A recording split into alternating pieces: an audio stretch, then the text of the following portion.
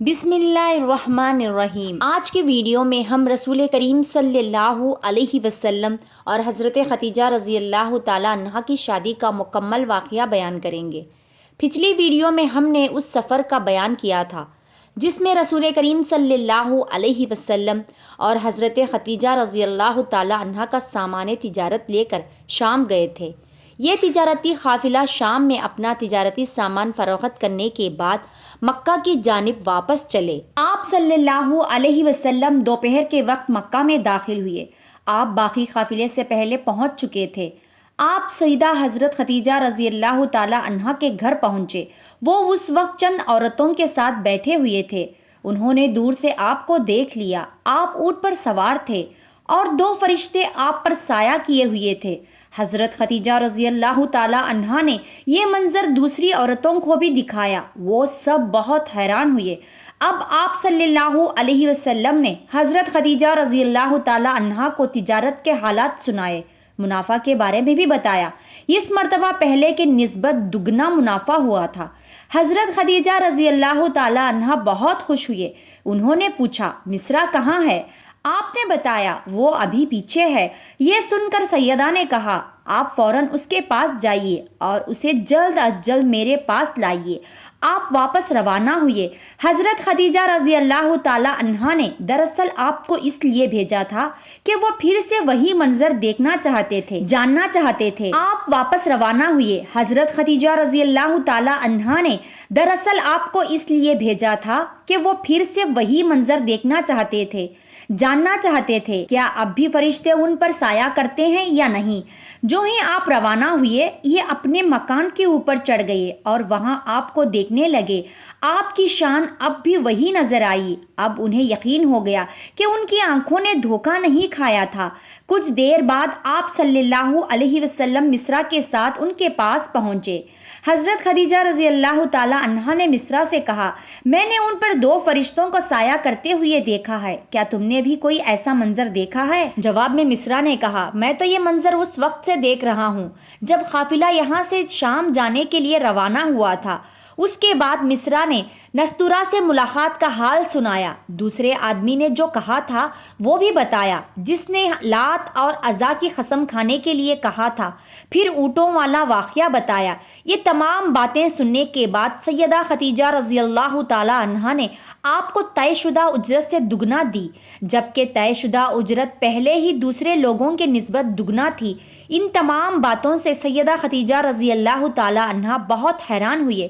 اب وہ اپنے چاچا زاد بھائی ورقہ بن نوفل سے ملے۔ یہ پچھلے کتابوں کے عالم تھے۔ سیدہ خدیجہ رضی اللہ تعالی عنہا نے انہیں جو کچھ خود دیکھا اور مصرع کی زبانی سنا وہ سب کہہ سنایا۔ ورقہ بن نوفل اس وقت عیسائی مذہب سے تعلق رکھتے تھے، اس سے پہلے وہ یہودی تھے۔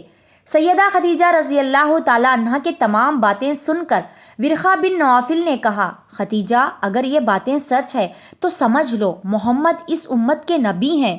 میں یہ بات جان چکا ہوں کہ وہ اس امت کے ہونے والے نبی ہیں۔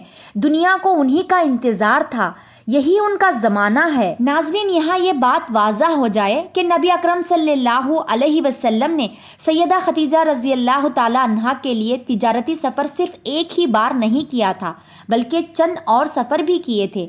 سیدہ خدیجہ رضی اللہ تعالی عنہا ایک شریف اور پاک باز خاتون تھی۔ نسب کے اعتبار سے بھی قریش میں سب سے اعلیٰ تھی۔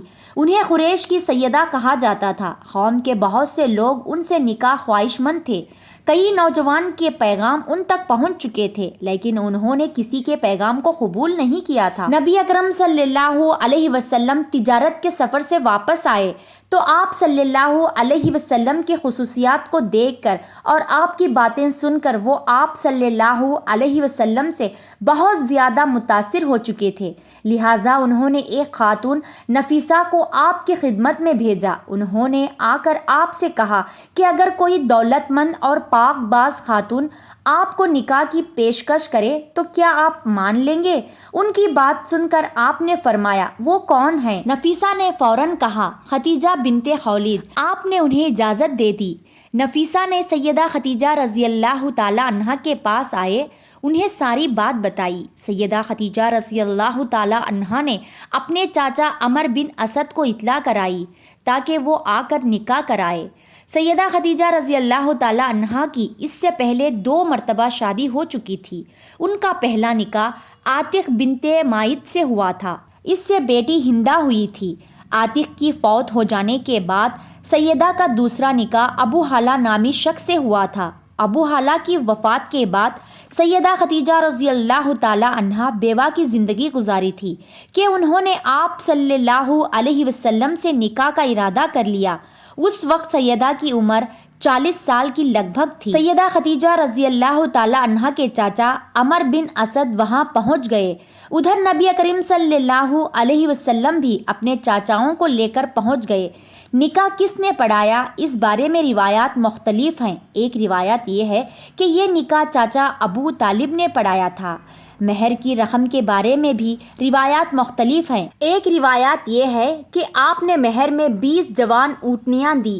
نکاح کے بعد نبی اکرم صلی اللہ علیہ وسلم نے ولیمے کی دعوت کھلائی اور اس دعوت میں آپ نے 1 یا 2 اونٹ ذبح کیے۔ امید ہے کہ آج کا یہ واقعہ آپ کو ضرور پسند آیا ہوگا اور آگے بھی ضرور شیئر کریں گے، اور اسی طرح کے واقعات کے لیے ہمارے چینل نبی کی سنتوں کو لازمی سبسکرائب کریں۔